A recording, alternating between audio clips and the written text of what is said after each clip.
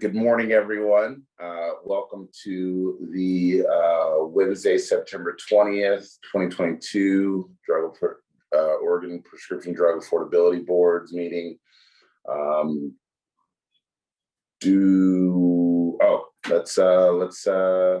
call the roll. Chair Akil Patterson, Present. Vice Chair Shelley Bailey, Present. Dr. Richard Bruno,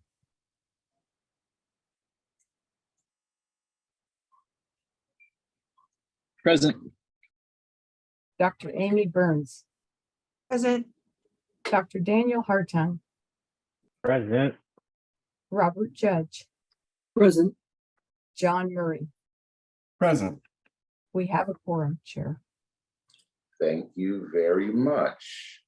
The prescription at this time, the prescription drug affordability board will now adjourn to executive session pursuant to ORS 192.6602F, which allows the board to meet in closed session to consult with counsel concerning legal advice. Representatives of the news media and designated staff shall be allowed to attend the executive session. All other members of the audience may not attend. Representatives of the news media are directed not to report on or otherwise disclose anything said during the executive session. No decision may be made in executive session. At the end of the executive session, the board will return to an open session and welcome the audience back. The audience may stay in the Zoom room until the board returns. The board will return to the open session in approximately 20 minutes. John Murray has a question, Chair, before we go. Proceed, John. Thank you, Chair Patterson. I think I'll make this statement now. I know this is a topic for discussion possibly in this meeting or a little bit later, but I'm going to read a quick statement real quick as a conflict of interest possible. Chair Patterson, under advisement from the Oregon Government Ethics Commission, I declare a potential conflict of interest due to my ownership of Murray's Drug, comprised of 3 independent pharmacies in Eastern Oregon that have pharmacy services contracts with PBMs, insurance companies, and the state of Oregon. Using the language of the Ethics Commission, because the PDAB is an advisory board that simply provides information to others who have rulemaking authority, guidance from OJEC is that it appears that at most you would have a potential conflict of interest each time the PDAB meets to discuss a specific prescription drug or related matters. Thank you, Chair. All right, thank you very much. We will now adjourn to executive session. The executive session has ended and the board has returned to open session. We will begin with a roll call. Melissa, please call the roll and announce the quorum. Vice Chair Akil Patterson. Present. Okay, let me start over. Please, excuse me. Chair Akil Patterson. Present. Vice Chair Shelley Bailey.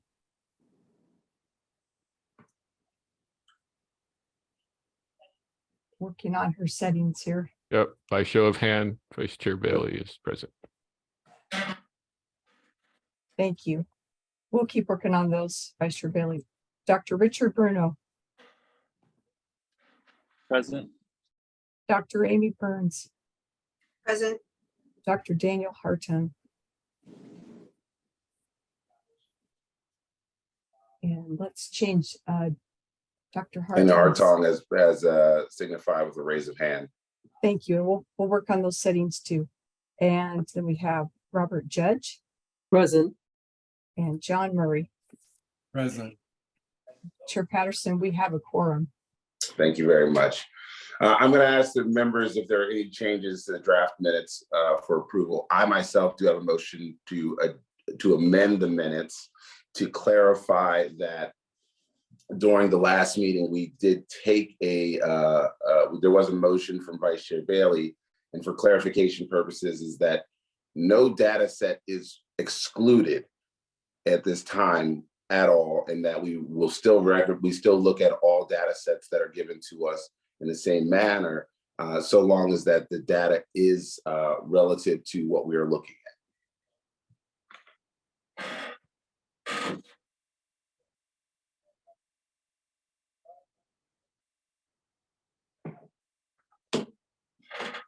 Is there a seconded?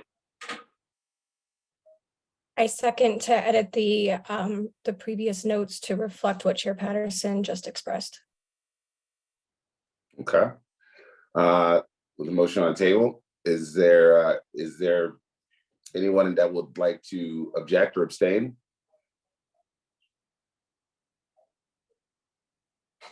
All right. I was planning on abstaining just because I wasn't at the last meeting, so. Okay, no worries.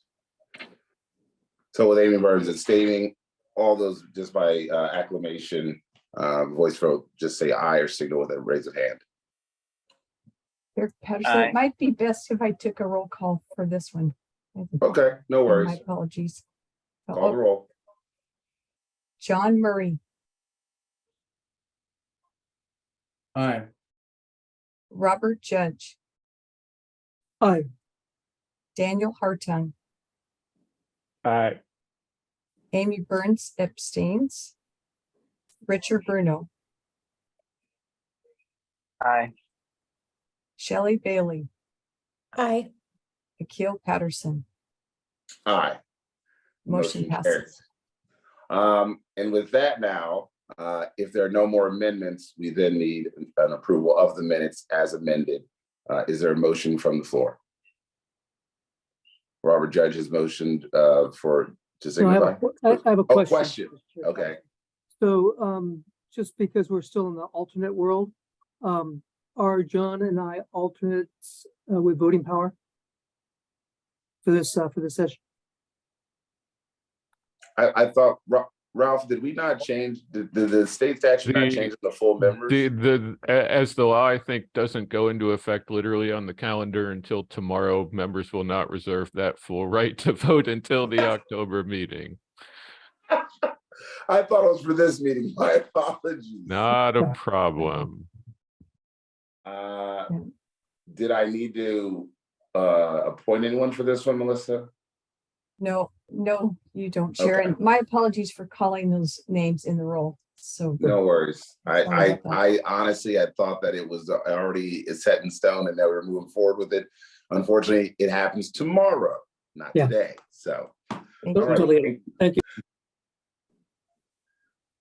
All right. So with that being said, is there a motion from the current 5 sitting members? I motion to Approve the minutes. Okay. Second. Motion- Second from, all right. Melissa, call the roll. Daniel Hartung, Aye. Amy Burns, I abstain. Richard Bruno, Aye. Shelley Bailey, aye. Akil Patterson. Aye. Motion All right. passes. Thank you very much. All right, now that we've gotten through that part, Ralph, the executive director's update for the program. Thank you, Thank Chair Patterson, and I will try to make up some time on the agenda for us. Good morning, everyone. A few updates for you. We do have a vacancy on the board now created by the resignation of Dr. Rebecca Spain, who submitted her notice a couple weeks ago to us. Dr. Spain has taken on an increased role with new responsibilities at the Multiple Sclerosis Center of Excellence at the Veterans Administration, and is unable to continue her term. So we're grateful for the work that she's done with the board and the contributions that she made. With that said, we are opening a new recruitment for a clinician, preferably from a rural area, to ensure that we have solid statewide representation. Information about the recruitment went up on our website last night, and it will be open through, I think, Friday, October 29th. Apologies, 29th may not be a Friday, but it is the 29th that will close. Given the confirmation process and timelines, we actually anticipate that the new member will not be seated until February after January confirmation hearings. Based on the timing of things, we didn't have the opportunity to do a full recruitment to present someone to the legislature for confirmation in their November hearing. So based on that, again, don't anticipate a new board member being seated until February. Pivoting on to a next talking point, our staff has been asked to review questions for Kroger's by the Healthcare Market Oversight Program at OHA on the proposed Kroger and Albertsons merger as it relates to concerns about pharmacy access. Our staff and program team are doing that now. We certainly recognize the importance of this work and appreciate that we have been engaged for our knowledge and expertise, and we recognize the importance of that. Pivoting to a different topic, and that is discussion of the board's recommendations for the legislature this year. Chair Patterson and I have spoke at length about a process, and where we have landed is the following approach to offer stakeholder engagement this year, and that is that recommendations themselves, the board is going to accept potential policy recommendation concepts from the public for the board to consider as potential recommendations, and those public public submissions would need to, in fact, be consistent with our mandate to make those recommendations to the legislature that are issues-based solutions to prescription drug affordability and consistent with our statutory responsibility to make those recommendations to make prescription drug products more affordable in the state, or recommendations for policies to lower the list price of prescription drugs sold in this state. So to that point, we will accept those submissions for the board to consider between now and October 6th. Those submissions should be sent to our email address, which of course is pdab@dcbs.oregon.gov by 5 p.m. on Friday, October 6th.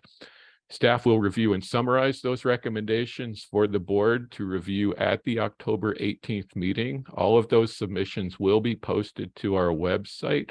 Board members will then review and consider those for which they find to be the most interesting, and staff will frame those up as formal recommendations for board review in November. Couple other quick things related to incoming data. We are preparing for the deep analytic dives. You will hear extensively from Courtney and Breck about this later, but we do have the insurance carrier data coming back to us on Friday, September 29th. That's next Friday. And we'll be receiving all of our all payer, all claims database data from OHA in the first couple weeks of October. So lots to look forward there in terms of data and heavy analytics. Lastly, announcing a couple of other things in stakeholder meetings, as I mentioned, that I will disclose those publicly. I do have an upcoming meeting in the next month with the Cascade AIDS Project and the incoming president of the Oregon State Pharmacy Association. Chair Patterson, I'll pause to see if there's any questions from you or the board. If not, in the interest of time, we will roll right into the SB 192 implementation presentation. And seeing no hands from the board, Melissa, if you would kindly put those up, thank you. And if you would go to the next slide. Thank you. So this is the PBM, Pharmacy Benefit Manager reporting requirements under Senate Bill 192. Certainly a lot going on in PBM discussions at the federal level these days. I'd be remiss if I did not note before presenting on this slide that there was quite a hearing yesterday in the House Committee on Oversight, Accountability,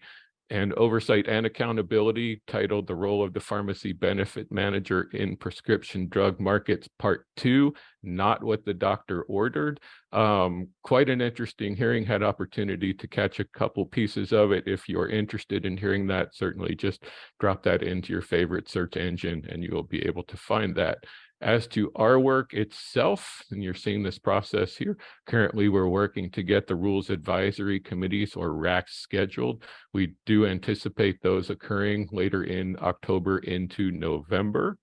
And the rest of that is fairly self-explanatory. We will be doing outreach and assembling the Rules Advisory Committees for those, noting that PBMs will need to report that information to the agency itself by June 1st.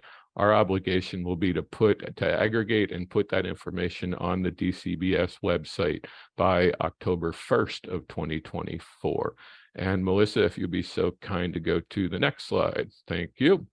And this is the expanded carrier reporting to the Drug Price Transparency Program. As you'll see, similarly, rulemaking will begin in October into November through December on that. And to refresh folks' memory on this builds on existing drug price reporting requirements for health insurers. Currently, these reports are only required when health insurers file rate proposals for individual and small group health benefit plans, not all, meaning that all reports not received from all carriers. This will certainly expand reporting to cover all carriers and provide a more accurate picture of the impact of prescription drug cost in Oregon. And Melissa, if you would be so kind again. Thank you, thank you. So as folks know, the requirement is for us to do an analysis of the resources, enforcement options, impact on PEB, OEB, other state administered benefit plans, and health plans in general on what an upper payment limit framework could look like. That does include, as you're seeing here, the state itself, insurers, hospitals, pharmacies, and consumers. I will specifically call out that we have added 340B covered entities to this group. This is not called out specifically statutorily, but I will note that we as a board recognize the important voice that safety net providers need to have in this conversation. So calling those out specifically. And Melissa, if you would, next slide. Thank you. Well, just to hit this at 70,000 feet for you right now, staff is currently working on an RFP for a vendor procurement to conduct the stakeholder engagement and functions or services that you see below. We anticipate that RFP posting in mid-October, and we will certainly keep you apprised of that. Chair Patterson, back to you. We're happy to take questions from the board should anyone have. Thank you. Are there any questions from the board at this time?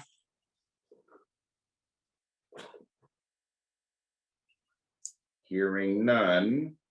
Actually, Ralph, did you want to continue on to the next? Did you already go over 192, correct? Yes, okay. Correct, I believe on to Courtney.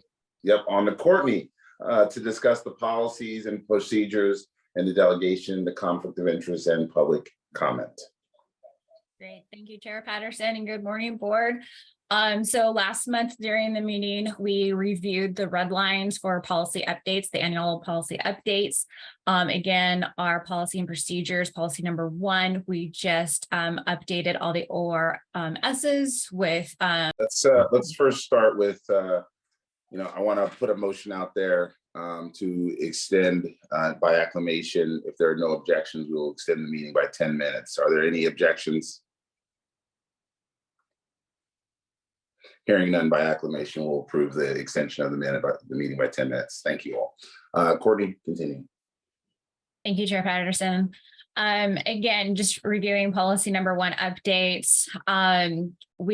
The policy also indicated updates to the number of board members for quorum and any decisions needed for split vote decisions. And then this section 10 was a section that was added regarding board issued iPads.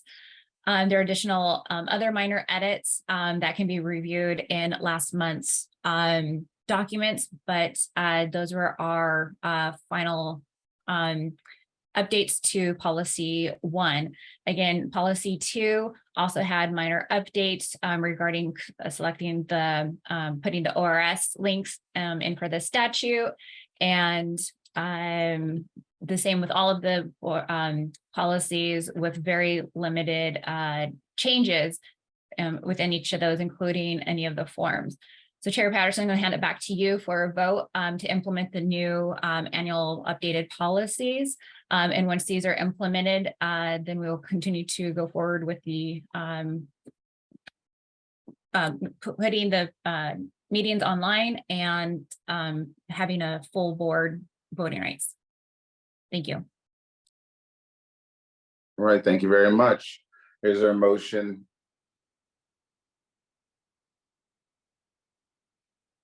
Motion by Amy Barnes, seconded.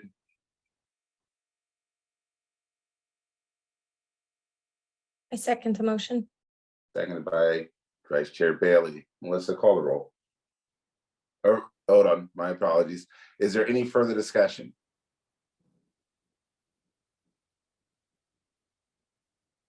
All right, seeing no further discussion, Melissa, call the roll. Daniel Hartung, Aye. Yes. Amy Burns, Aye. Richard Bruno, Aye. Shelley Bailey, Aye. Akio Patterson. Aye. Motion passes. Motion has been approved. Wonderful. Thank you very much. All right, Courtney, back up, you and Burke, to discuss the proposed timeline, the 2022 data, and the drug affordability review. Okay, thank you, Chair Patterson. To begin, I'm going to have our data analyst, Breck Burke, to go over the timeline. So Breck, I'm going to pass it on to you. All right. Thank you so much, Courtney. Thank you, Chair Patterson.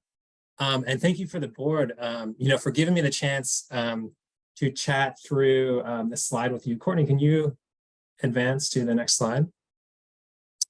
All right. So essentially what you see here is a, more or less a proposed timeline of the journey that you will take as a board. Basically the process of making your way from this list of about 500 drugs to this list of 9 drugs and 1 insulin product that you deem may create an affordability challenge for Oregonians. And really, as you look at this, there's 3 kind of major milestones that you're going to pass through during this process. And if you're following along, those are the kind of the dark green boxes that you see on your screen. So let's look at those milestones for a second together. So the first major milestone, it actually really already happened, right? Last month, we shared a list of again, it's about 500 or so drugs that the board could consider for affordability reviews. And this list of drugs came from 3 sources, as you know, right? The insurance carriers operating in Oregon was one source, drug manufacturers was another source, and then the third source was data actually coming from Oregon's APAC database, all payer, all claims database on insulin products specifically. Now, importantly, you may not necessarily have the exact same data available to you from each of these data sources. And one data set, might have more information that you deem relevant to this process than another. So just something to keep in mind. But that was the first milestone, right? You receive this initial set of drugs that you can consider for affordability reviews. And the second milestone, that's the second green box that you see on your screen. That's going to happen a couple months from now, right? At the end of November, when you as the board will pick a subset of drugs to conduct the actual affordability reviews on. And then the third milestone, well, that's actually likely going to happen probably around February of 2024, next year. And that's when the board will select 9 drugs, from this list of drugs that you've conducted affordability reviews on that you deem may create an affordability challenge for Oregonians. And so those are the 3 kind of broad milestones that you're going to pass through as a board, and they'll kind of play out in that order, right? But now there's some other events of note that will also happen, along this kind of journey, right, that I want to bring everyone's attention to. You can also see those depicted on the slide. One thing that's going to happen is over time, the PDAB team, we're going to bring additional data to our monthly meetings. You kind of heard Ralph talk about that, reference that a bit at the beginning of this meeting. So for example, this month, you will see information for drugs regarding historical price or WAC changes over time, as well as data on FDA approval dates for drugs. And that's data you didn't have last month. And then in October, or probably November, we will share data that we've collected from our carrier data call, as well as from APAC on things like patient out-of-pocket costs and other information. So there's a lot of, really tantalizing data to come. And if you look a bit closer, you can see a summary, of that, kind of what you might be seeing in the coming months, right? So that's one thing that will happen that's going to play out. And the second thing that can happen month over month is this. You may wish to, begin to focus on a smaller subset of drugs each month. So using the data that you have available to you now, you may wish to filter out groups of drugs based on certain constraints. And this essentially begins the long process of moving from that 500 drugs down to, the 9 drugs, and honing your focus on the smaller subset of drugs each month is really going to have 2 benefits, right? One, it allows PDAB's data analysts, of which I am one, so myself and Amanda, it allows us to collect a richer and more in-depth information on this smaller subset of drugs. So there are many complex data points that would be, very cumbersome to collect if we need to do so for all 500, right? I'm not going to say it's impossible, but it'd be very challenging really on the timeline that we have. So with a subset, the process of data collection becomes more viable. And, if you focus on kind of that smaller and smaller subset of drugs each month, that's really going to get you access to richer and richer, more information on kind of those drugs that remain. So that's one thing. And then number 2, honing your focus now really means that the process you go through come November, it just becomes all that much easier, right? You've already begun to whittle your list down. So there's that. So each month, kind of your task is to think about, okay, given the data points you currently have, do you have enough information to begin to focus on that smaller subset and begin the process of honing in on drugs that will kind of receive, an affordability review.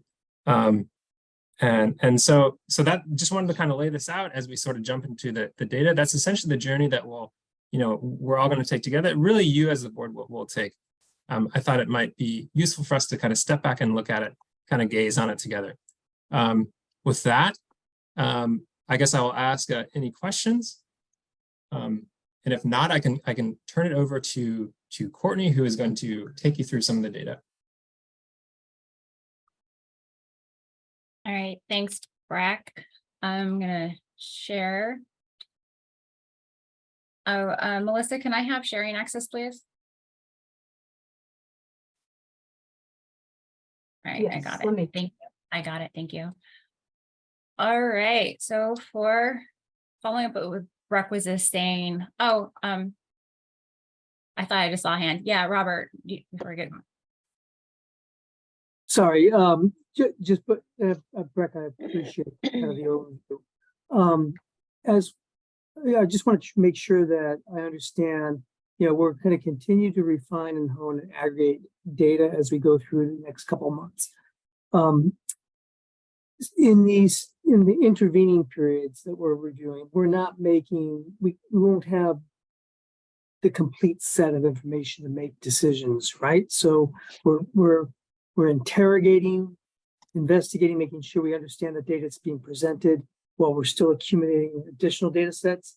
And it won't be till the November timeframe that we've got kind of the full set of attributes we need to look at that will help us lead to our culling down process. Is that kind of am I understanding that process right?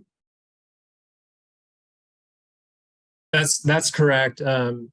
Thank you, Robert Judge, for the question. Yeah, so kind of like I said, more data is going to come on over time that will help you sort of hone in on the drugs. Now, I think what the board can do now is sort of consider the criteria that are laid out in rule and law, right? And decide if we want to kind of focus in on a smaller subset of drugs. And that will really allow, the data analyst team to then say, okay, for this additional data we want to gather, maybe we can focus on the smaller subset and gather for just those ones.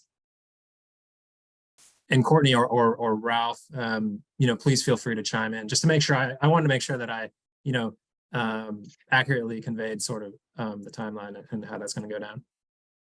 Yeah, and so just to clarify what Brack was also saying, the intent of us going over the data points is to start removing data or columns or information that's not really essential and useful information, so to help kind of thin out what will be meaningful as we start getting more and more data points. So hopefully I'm going to go ahead and reshare my screen and we can start that conversation, and hopefully it'll make a little more be a little clearer as we continue the conversation around the data. So I know that this is kind of with a discussion last month and was provided feedback from the board to how to kind of look at the data components a little bit differently. So a couple of columns, the ones in the light blue, were added to kind of help facilitate some of the discussions for narrowing. That this included the total annual spend per enrollee, the year-on-year price change, and this was over kind of a 5-year percentage. And then again, identifying brand or generic, any equivalent biosimilar, FDA. And so all of these were added to make this data a lot more useful in determining which, if any of these, and again, this is just the top 25 list that from all the carriers that we've collected so far. However, we also have the most prescribed that has, kind of additional data information. Most costly has been discussed as being a pretty useful data information. So if we're going to look at the annual plan, how many carriers identified having the issue or the pricing concerns about, but the overall data view kind of sums that all up. And again, most of the current template that we have out with our carriers that are going to be submitted back by the end of the month will provide additional information to these drugs that are on this top list, which will also provide the information to continue to narrow. So before moving on, I just want to make sure that we're all level sets. And if you have any other questions, but I wanted to start with the carrier data first and just ask some general questions, or Chair Patterson, you wanted the board to ask the board any questions about how they want to start narrowing if possible. Thank you. Yeah, I would love to kind of figure out right now from the board what their thoughts and feelings are in terms of how we want to structure this and how we want to narrow this down. I'm of the belief that too much is never a good thing and too little is never enough. So we've got to find a sweet spot. I think as of right now, we can have as little as 9 kind of things we can finally look at, but we've got 500. So where do we want to pare this down to, especially when it comes to these subsets and that kind of ideology of, are we going to look at all 500 and carry all 500 over to get down to 9? Or do we want to say, hey, maybe 30 to 25 or even 20, between 30 and 20 is best to carry over as we look through this. So as the board, let me hear your thoughts and opinions on moving forward.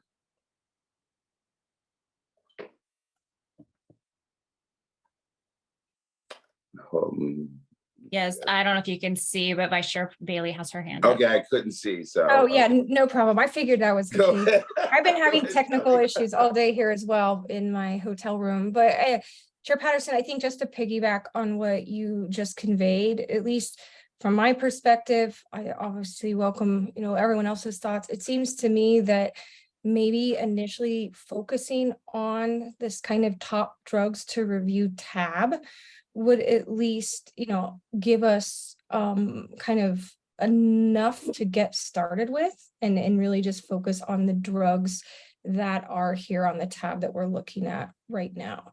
I have a lot of additional thoughts on how to filter from there, but at least maybe with just a starting point, that's something that I'd like to propose having discussion about. Okay. Amy?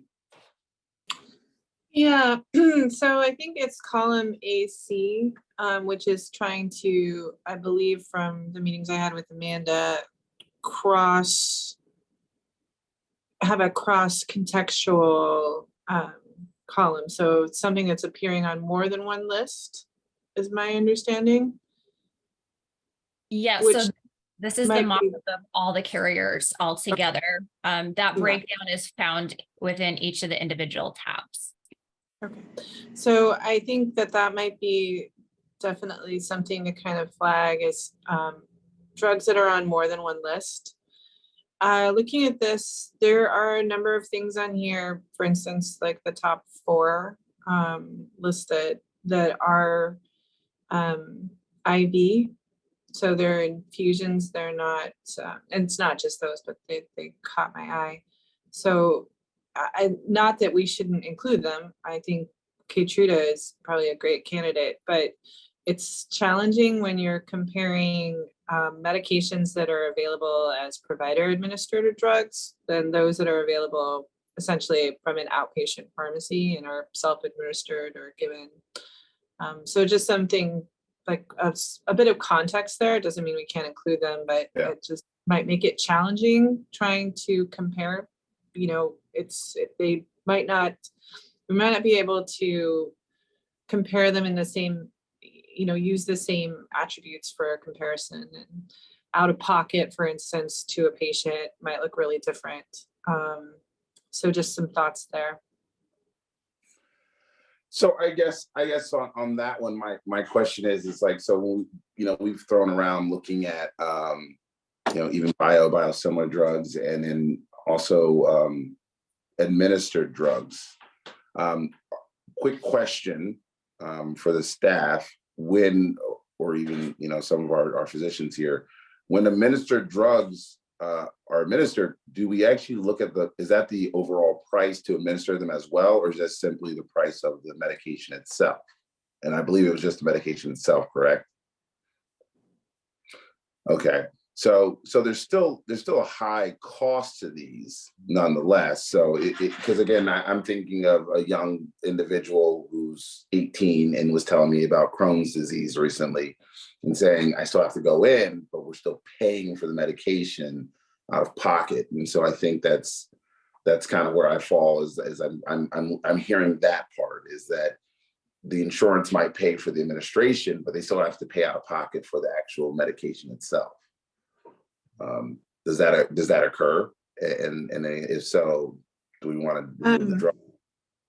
So I guess, I mean, I'm not saying that we should remove any of them. I'm just saying it's challenging when if you're saying these are the key points that we're going to look at, because there's differences, that's all. And that doesn't mean that we can't include them. It's just something to keep in mind, that when you're comparing, say, things that are dispensed from an outpatient pharmacy, whether or not that's, you know, an injectable or an oral medication, like there are certain commonalities that happen that will be different for medication that's given at the place of service as an infusion. That's all. Okay. Well, thank you very much. I thank you for some context. I just want to make sure. Any other board member? Oh, excuse me, Robert Judge.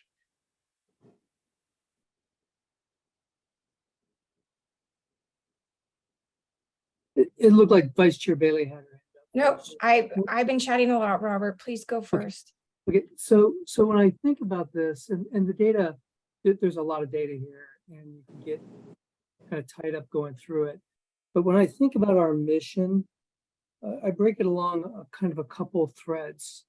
The first is we're trying to identify drugs that become affordability challenge for both individuals as well as the healthcare system. So yeah, you have to look at not only the cost of drug, maybe for a course of treatment, which we don't have. You know, we have what is a prescription drug cost, but we don't know what the cost is over a 12-month period, because I think that's a really telling element that we'd like to try to get to. And then we need to look at kind of how broadly the utilization of those medications are, because, you know, more utilizers has a bigger impact and weight on the healthcare system writ large. So somehow I'd like to focus on kind of the cost side and the course of treatment cost for these medications, and then of course what's the patient's out of pocket that they're spending on this. So those are really three important elements to focus on in this, regardless of whether it's therapeutic alternatives or not, whether it's brand or generic. So I think if we were gonna, because I would like to make some decisions today, and one of the decisions I'd like to make is how many do we want to carry over to really review? How many do we want to dive into, because we want to get down to 9 at some point, right? So how many do we want to pull over to get to that 9? And then what criteria outside of the statutory obligations to ensure those subsets are brought in? Well, I think if I may, Chair Patterson, I think one of the things I heard Robert say, and just to do a listen check there, is that we in our analytics likely have some work to do on defining course of treatment, if you will, to make an apples to apples, if you will, amongst his other thoughts and issues to the point of broad utilization. I mean, Robert, is that a fair characterization of what you said? It is, Ralph. But and it's kind of supplemental to what Chair Patterson was getting at, which is, there's 500 drugs. All I could see at any glance right now is 25 or so drugs. So I don't know what the 500 are. So I don't. It seems almost arbitrary or capricious to say, well, 500 should be 50. When I I don't know how to get there from here, other than just throwing a number out there and saying, can we all shake our head on it?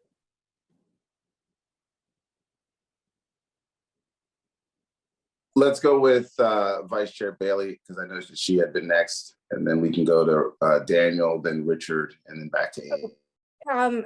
Chair Patterson, is all I was going to do was, but you kind of said it, was I think that some of our discussions are getting a little ahead of what our goal is today related to like how to filter from the list. So I concur.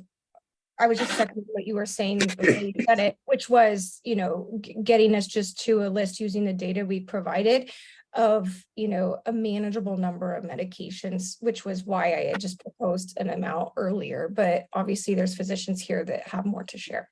Yeah. Daniel?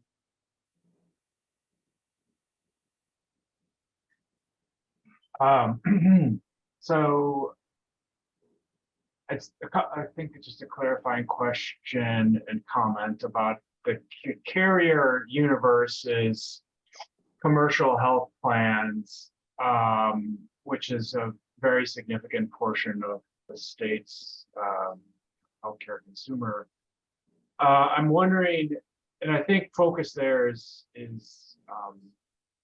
justified, but I'm going to the flipping back and forth to these other data sources, specifically the Medicaid, CCO tabulation. And there are some significant drugs in there that aren't on the carrier list because it's of a different population. And I think the patient affordability issue is slightly different on the Medicaid side. But from a health system affordability issue, I think that there are drugs there that I just want to make sure that they're not, we think of them as well and have a potential for them to add to our preliminary 30 to 50 list. There's HIV meds there's cystic fibrosis, which are, paid predominantly in Medicaid side, that we don't forget those. Hep C, major burdens for Medicaid programs for a while. So if the reporting in those tables is much more aggregated and not at an individual level, and obviously there's a lot of caveats with interpreting it, but I just want to make note that there are some drugs that don't fall into this, I believe, more commercial carrier list that we don't. And we can respect that, absolutely. I think just reminding ourselves, and here, folks, I'll be the first one to say, each one of you have a plethora of experiences in different avenues, and that we truly want to make sure we're trying to address all of them. But we do have to figure out how we're going to get to 9 today, and that's the difficult part. I know it's a lot more can be added, but we have to make sure that we're doing our best efforts to ensure that we are getting these processes to the next step. I understand that because this is quite robust.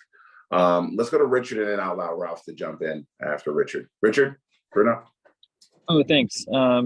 Yeah, I may have missed this part, but I was just wanted to caution us not to use administration costs as part of this determination. And was that already discussed? And I'm sorry if it was.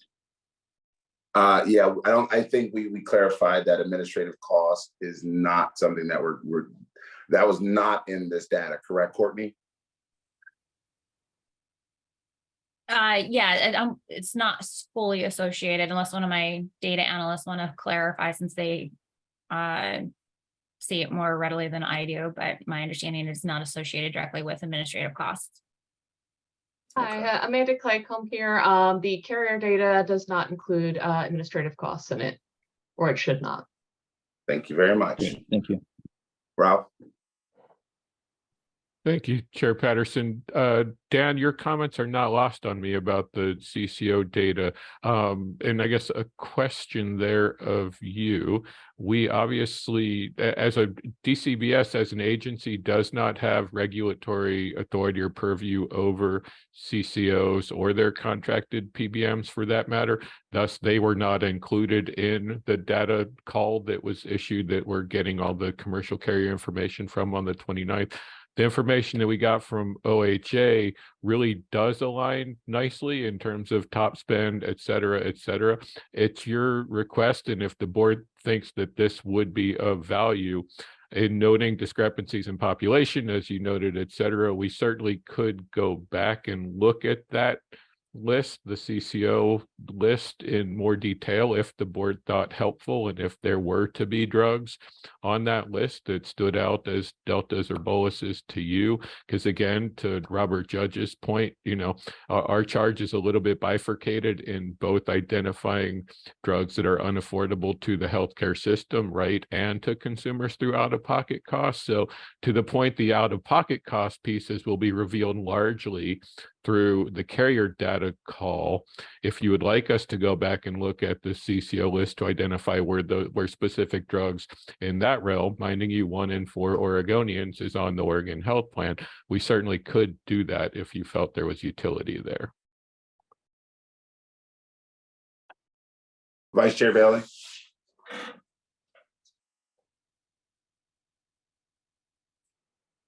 Vice Chair Bailey, you're giving the greatest speech of your life. We're on mute. Yeah, thanks. The only thing I would mention related to that is, unless I'm understanding it inaccurately, isn't column AC of the top drugs to review at least trying to be mindful of that, related to how these drugs are appearing on CCO carrier lists as well? So, you know, understanding that this group doesn't have control over OHA, I thought that's part of what column AC was trying to tackle. It certainly is. No, it certainly is, but it doesn't distinguish. There could be other drugs on that CCO list, to that point, that do not appear here, is I think the point that Dan was making. And if there is an interest in us doing some analytics there to see what those are, we could share that as well.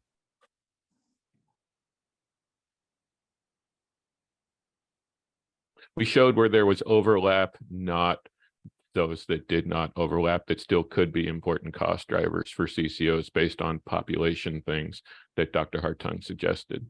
Yeah. I mean, so currently right now, we've got top 25 drugs that could be possibly reviewed, 25 most prescribed drugs, 25 most costly drugs, 25 greatest increase, and 25 most expensive. So we've got all those data points right now that we can look at and that we could pull from. Do we want to say that from these lists that we currently have, from this data that we currently have, do we want to pull 20 of these that would give us the greatest impact on at least reaching a number of 9 by the end of, I think our timeline is November?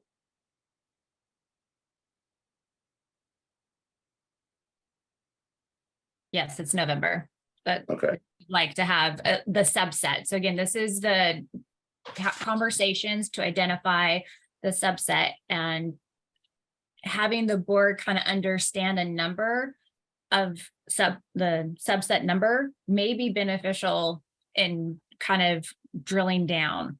So if the board wants to decide, yeah, we want to look at a subset of 25 to get to the 9, this may be a good time to kind of have that discussion. But because we don't want to keep adding more to what we've already got when we're kind of challenged in even identifying how the board wants to look at and continue to look at the meaningfulness of the data. Daniel, I see your eyes. So. Well, yeah, I mean, I agree that I think focusing on these 25 drugs makes a lot of sense. Top 25 spend, and then, you know, I would support also just doing a brief kind of cross check on the Medicaid side to see, again, are there, you know, looking at the Medicaid list, $35 million, 20 on Biktarvy, 27 million, and on Trikafta, that, you know, do those, I think those maybe should surface to this kind of preliminary list of 20 to 30 drugs that we then use to, again, go down to the list of 9 plus 1 insulin. So I agree with that approach. And then there is a lot of overlap. You know, there's a lot of diabetes meds. That's certainly that's a high impact area within that'll, you know,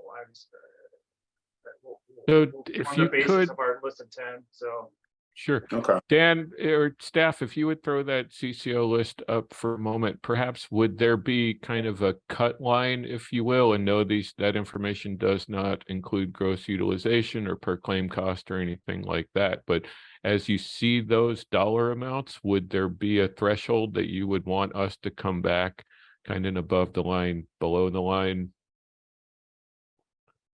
threshold?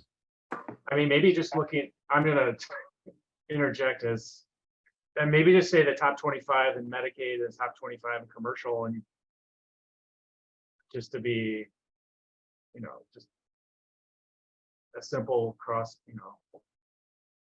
So we'll do top 20, so the top 25 for the Medicaid. Okay, right there. That's good. And a lot of them are going to be in the same list. So, but we will add in, you know, some of these other ones where there are population differences. Again, CF, HIV, Hep C are more heavily predominated in a Medicaid population. Yeah. No, we can absolutely do that. I mean, noting some of the flags that we have as looked at the other list and things like orphan drug status, et cetera, that preclude us from looking at, we certainly can do that and see what that side by side looks like. So I guess, so my take is that I think, and I'm trying this thing, it doesn't allow me to see any hands. Vice Chair Bailey. Oh, thank you for acknowledging me, Chair Patterson. What Dr. Hartung outlined seems to make a lot of sense to me. My only, I guess, request would be for future meetings, to the extent we can, trying to get anything about the number of individuals kind of on the prescriptions and things would obviously be helpful as we do a deeper review. But I think what Dr. Hartung outlined makes a lot of sense for us to create the more global list to work from. Okay. Amanda. Hi, I had just a quick question for Dr. Hartung. On the CCO list, there are 3 tabs, so 3 list categories. And I wanted to see if you were interested in the staff reviewing the top 25 of all 3 lists, or if you wanted to focus on maybe 1 or 2 of those lists. Yeah, I mean, I think to what Chair Bailey said is that, you know, just looking at the costs, I think as our North Star here, and maybe I don't know how difficult this is, but bringing in some sort of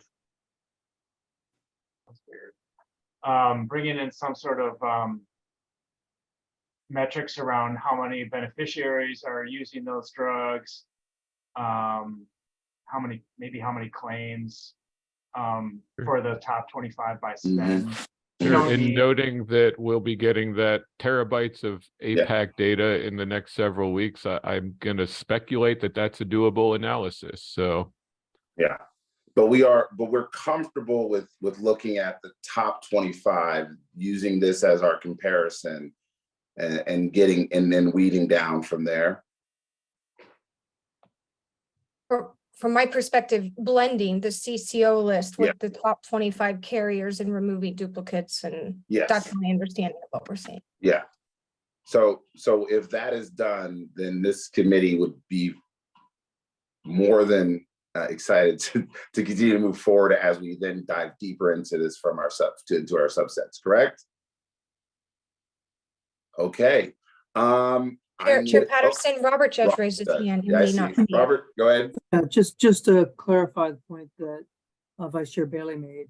So when we combine the CCO cost with our top 25 carrier cost, there's a chance that it could be 30 because of the, there may be some drugs on the CCO list that aren't on the carrier list. So, are we trying to look, when we combine them, take the type 25 in total, or would we look at the combination first and then have a decision?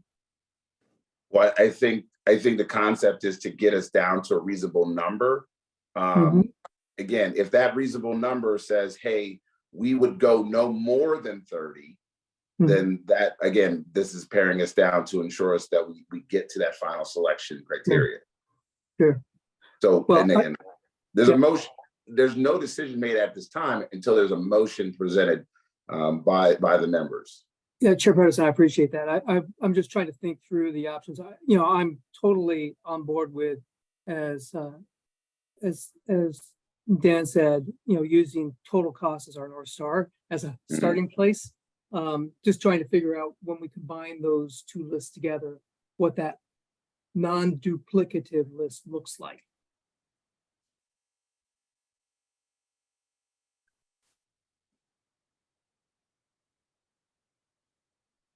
Is there anyone else? John Murray. I agree with the discussions that have come up, and it's a really difficult topic to get down to the number of people or number of drugs that we can manageably manage. But my concern is that if we're focusing on system costs and healthcare system costs, it needs to get down to the patient sometime. I don't know how that's going to filter out.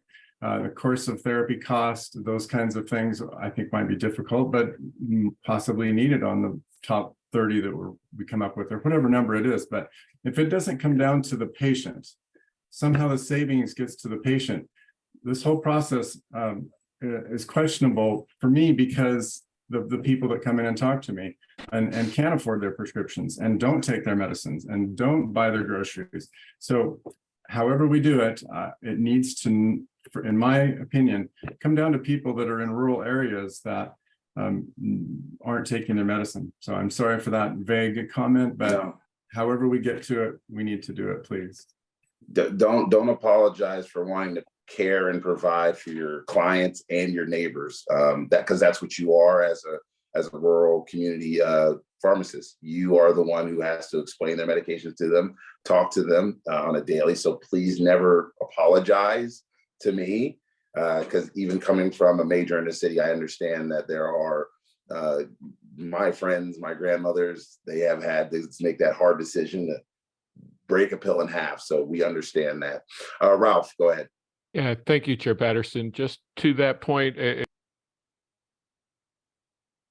muted yourself.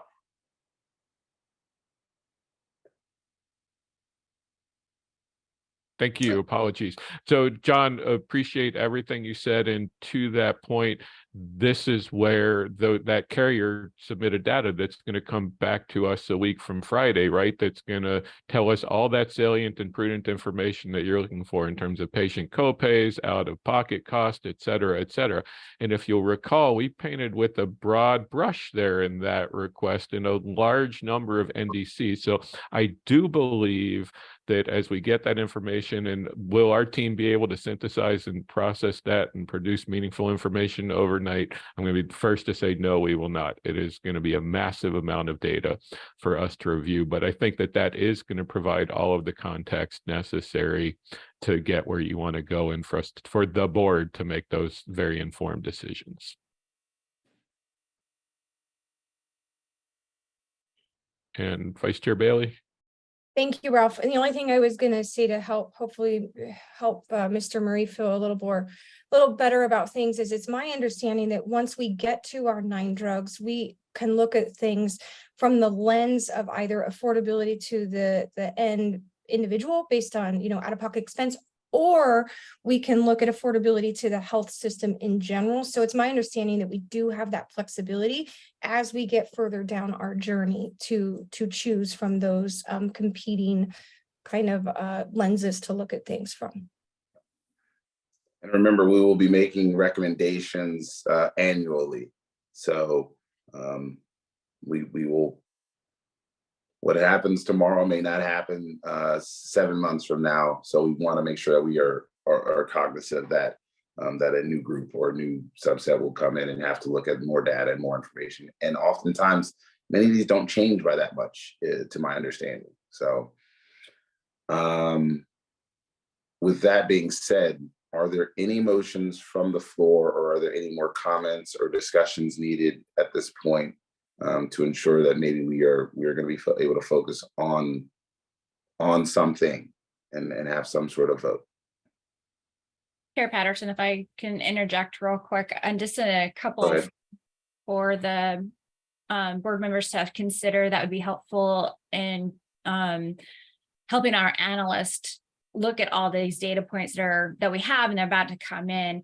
But, we're looking at, patient population and kind of even stuff within like the FDA approval dates and stuff like that. Sometimes answering some pretty basic questions, such as, is there a range of, group size participants in a plan that is more meaningful than another?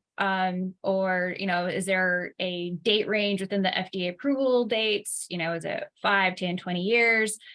Those kind of questions or that kind of conversation is beneficial for the analyst to continue drilling these down as we continue looking at the data each month.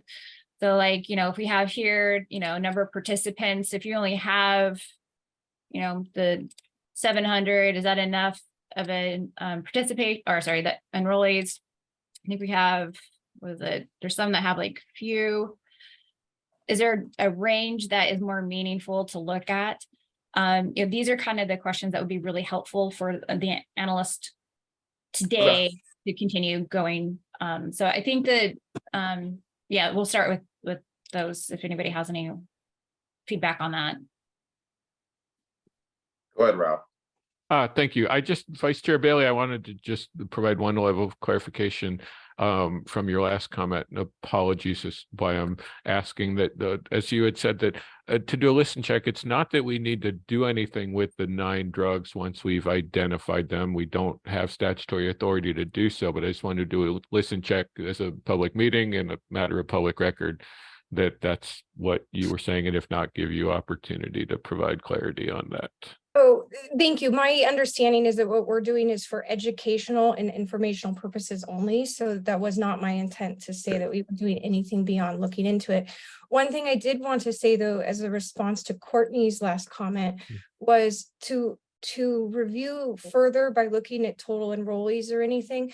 I can appreciate that we need to get there, but with the limited data that we have from APAC, I don't feel at this meeting that I would be prepared to say that we want to pick a sample size, because we know we are missing so much. So that would just be my own personal comment related to Courtney's question.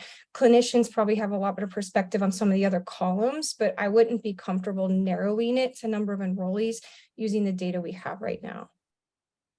Daniel? Yeah, I agree. I think how we should do it is, if we have this, again, just pulling in drugs that fall into top 25 or whatever by spend, having information about the number of enrollees in this kind of larger list, we can then say, oh, well, we should focus on the ones that are, maybe in the top 50% or top quartile of the population to again, land on these 9 + 1 insulin. But I don't think we need to set criteria about number of enrollees at this point. Yeah.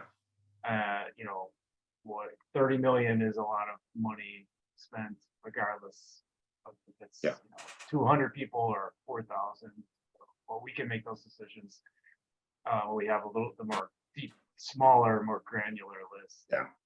I think once we are able to get this pared down would give us an opportunity to look at things differently. But again, we've got to get to 9 at some point, and starting with 500 is it's probably not feasible for a volunteer board. This takes up a lot of time to research and review, and it's probably not feasible at this time. So again, like I have stated before, I would truly like the board to come to some consensus on how many we want to start with reviewing from these, and then saying from those, after we've done a cross comparison with the CCOs, then we can then say, these are the ones that we truly think that we should review.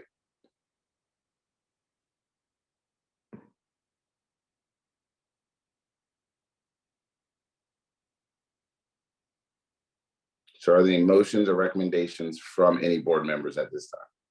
Robert? You gotta unmute yourself, sir.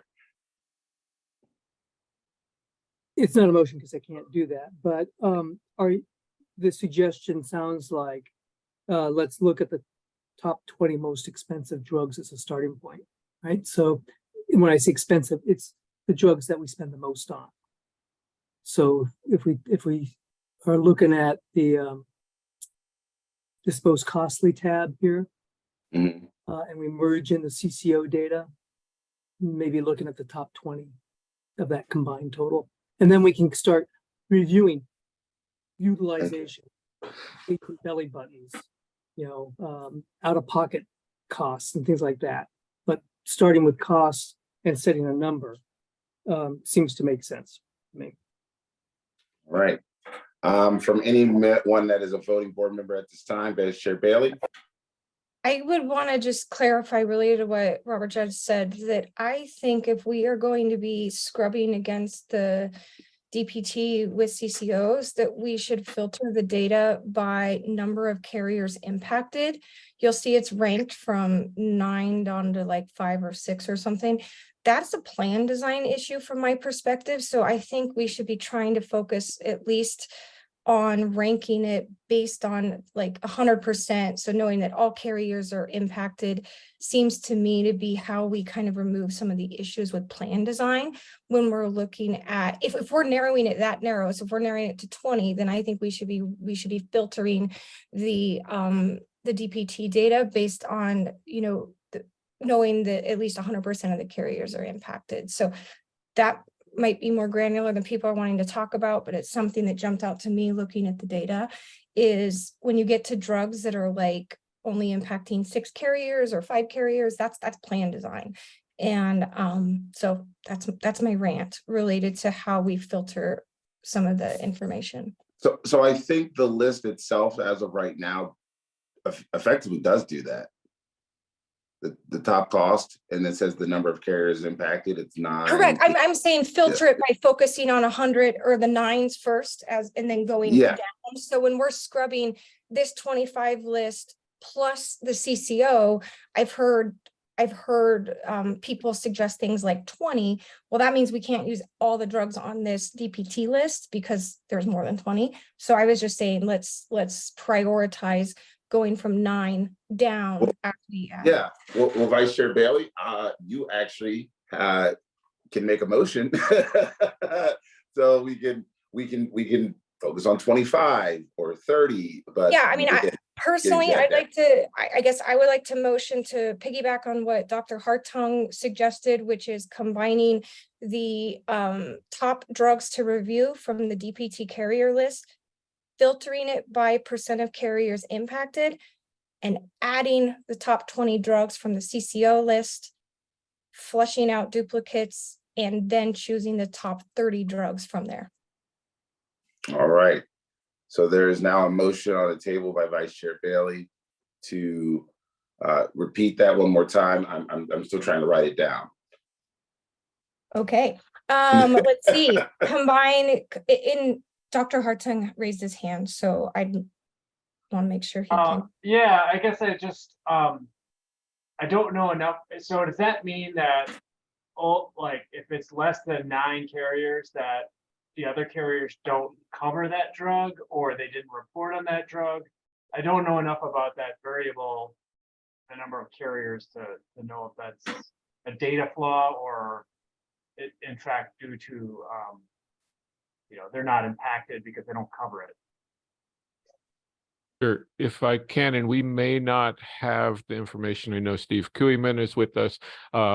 Conceptually, I think it's a great recommendation, Chair Bailey. The only thing I would flag is that there is a wide range of the varied number of lives in any given one of those plans. So it could conceivably be that plan number 8 plus 1 that equals 9 could be an extremely small plan with a very few number of lives in it, and that exercise, again, not opposed to it, but may skew data in a way that we would not imagine. So I would just flag that, but not opposed, certainly. And Amanda, did you have something very briefly?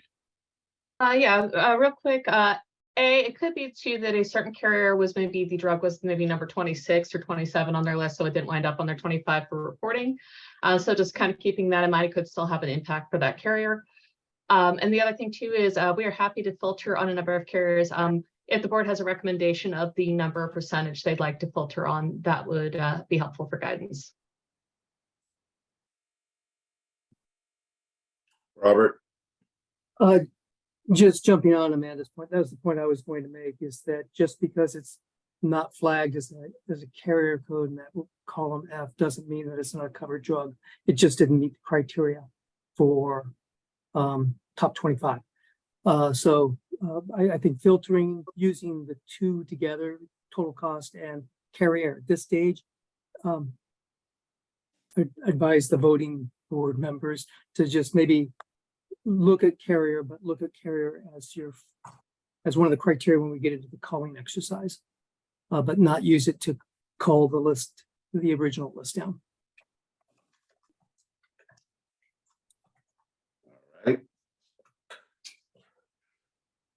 Anyone else? I think Dr. Bruno had his hand raised. Right. Okay, Dr. Bruno. Thanks, Chair Patterson. I'm hearing what y'all are suggesting, and I understand that a lot of these different variables hold different weights, and it almost suggests to me that we develop some sort of formula where we can weight these different criteria differently, because for me, total spend is very important, but also number of patients affected, number of claims is also a high variable for me. And things like percent of carriers probably be a lower variable. It's still important. And if we could somehow weight these different criteria and then be able to, and then I think it would help our job and help our top picks emerge more strategically.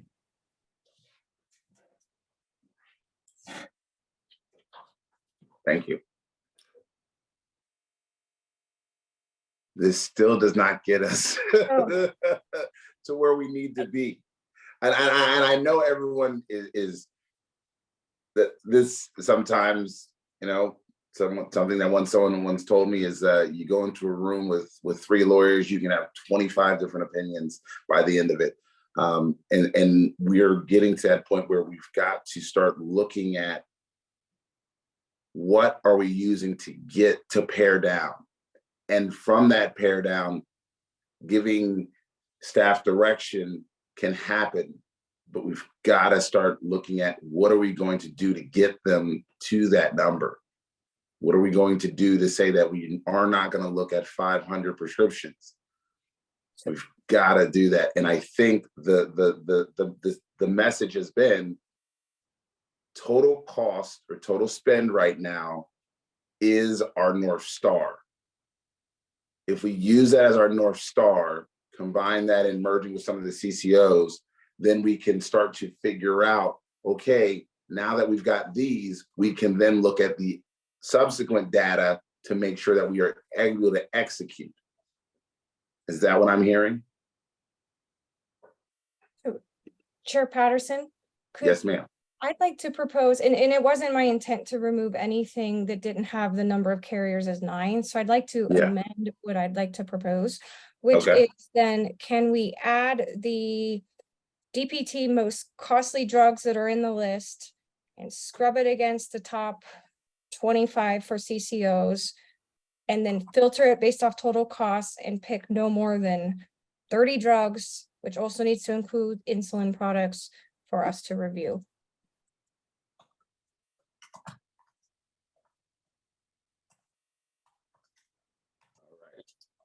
So there's a motion on the floor from Vice Chair Bailey to add the DTP drugs, match them against the top 25 CCOs, pick no more than 30 drugs and 1 insulin to review. Or, I guess to clarify, I didn't mean only 1 insulin. I just meant we acknowledge that we must have insulin products on our list. That was. It's just, it's the statute. So we must have 1 insulin. We must have. It does not limit us or preclude us. It just, we must have, and that's through the state statute to review.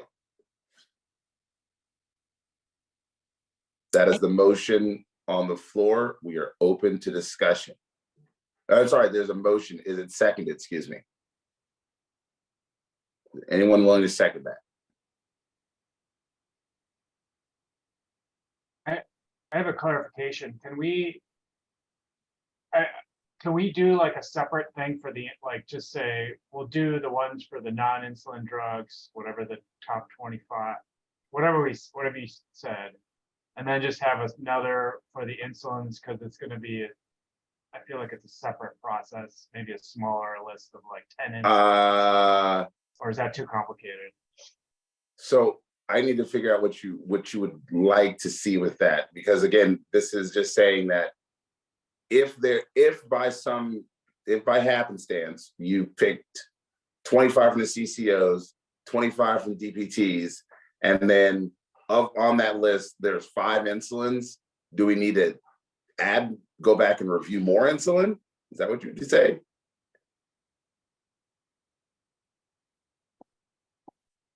Well, I feel like the insulin question is, there is this issue of long versus short versus that I think we can consider in this preliminary list more so. Like, we may want to start with one that I'm not an insulin clinician at all, but we may want to like roll that into the process as well. And so, and there's more biosimilar penetration and things like that in that market. So I feel like it should be handled a little bit separately. I don't, Ralph, can we get some guidance on this? I don't believe that's what the state had intended, but. Yeah, I mean, Dan, if you can refresh or summarize what that was. Actually, Ralph, I can answer the question. Okay. So even though we do have statutory requirement to select one, there should still be quite a few insulin products included in the subset to review. So we'll have the subset of drugs, which could include 5 to 7, insulin products, 5 to 7, other products to look at to make the decision to drive down to the 9. So again, during this process right here, we're still identifying how to review and look at the subset.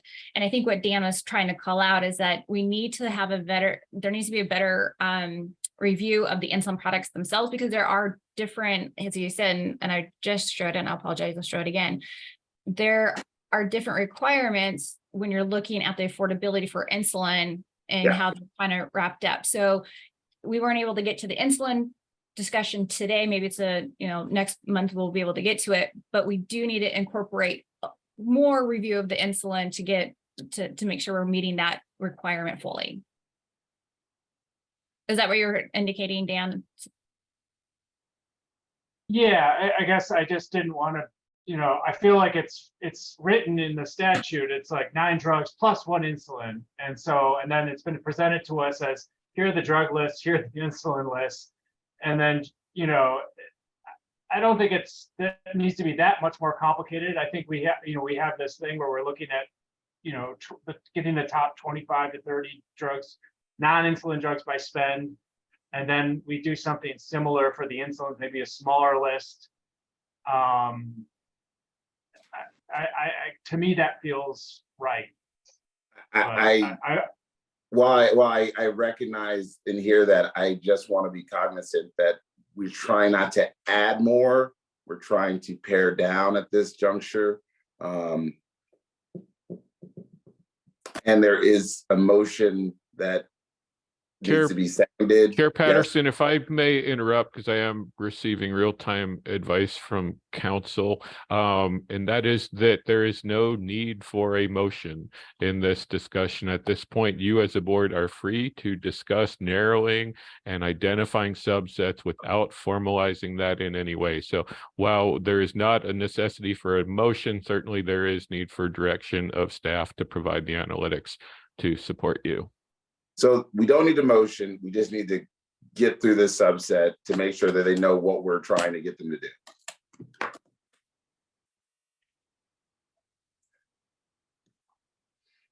Can we go 5 minutes in executive just so we can get clarification from council? Thank you all very much. We are good. After executive session, it was determined that we do not need to take a motion on this. These are simply directives that we are giving to staff to help us to continue to pare down so that we can create our subset. So we are continuing to give staff information and recommendations so that they can, that we just go out.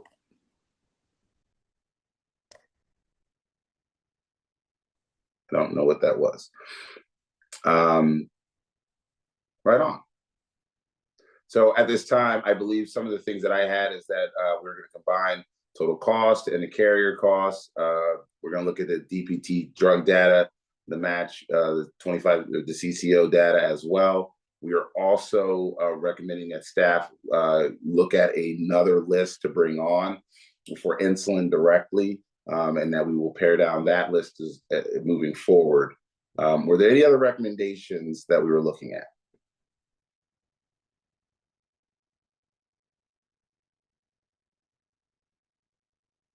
All right. Okay. And remember, folks, this is all information based off the current data that we have presently available to us. Once staff is able to come back next month, we will then work to pare down further in our discussions to be sure that we have a final group ready for November.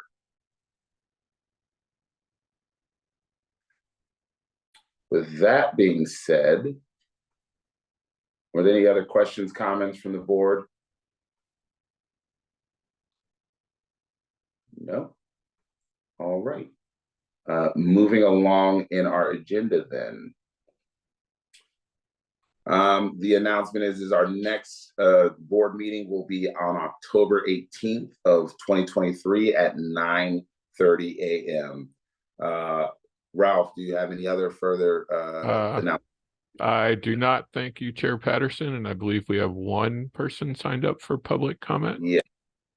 So now at this point, this is the portion of the agenda for the public comment submitted or requested in advance. The board received one written comment and one request to provide oral comment.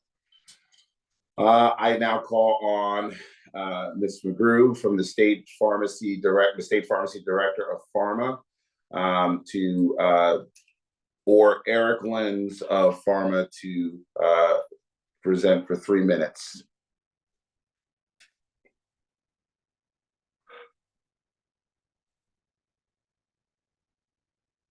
Mr. Loans, you have 3 minutes. Can you hear me? Yes, we can. All right, fantastic. Thank you. It's Eric Lonis. I'm with the Pharmaceutical Research and Manufacturers of America. Appreciate the opportunity to comment today. I'm here to highlight and comment on the letter that was submitted dated September 16th, where we raised 3 specific sort of category issues. In section 1, considering timeline for affordability review, the purpose of the timeline presented appears to envision a result rather than a process. The 9 drugs and 1 insulin product will be determined quote unquote unaffordable according to the draft proposal, rather than through a process that reviews the available evidence and makes a determination on that evidence. The available evidence should be carefully considered. In section 2 of the letter, considering a process to address data issues, we believe the board should establish a process for manufacturers to review the board's data and raise any concerns with the board before it moves forward with the affordability review process. There have been a couple of identified issues already, and the data there is currently, and under the current process, there is currently no way or process for stakeholders to submit technical inquiry or seek clarification. We think that there should be something in place.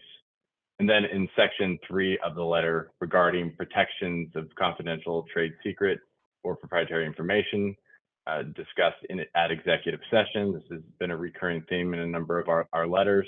As we state in section 3 of the letter, the board has not adopted explicit protections with respect to executive session, and we would encourage it to do so.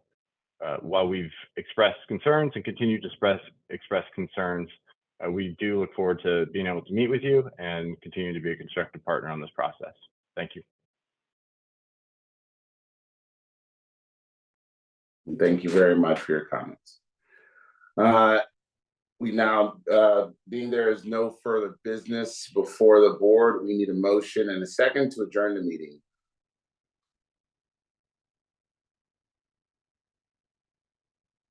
I motion to adjourn the meeting.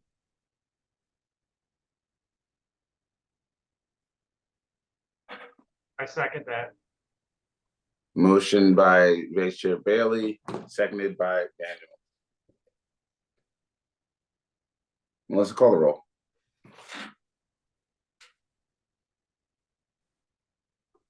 Daniel Hartung, Yes, yay. Richard Bruno, Aye. Amy Burns, had to leave early, Shelley Bailey, Aye. Akil Patterson. Aye. Motion passes. All right, all. Thank you all very much for today. I appreciate the great and robust conversation. Staff has its directives to move forward, and we will then see everyone on October 18th at 9:30 a.m. And again, if you have comments, please make sure that you are following the procedure to email the staff, and it is up in the website. And if, as always, touch grass, get some sun, enjoy the weather, and have a great day and even better tomorrow. Cheers.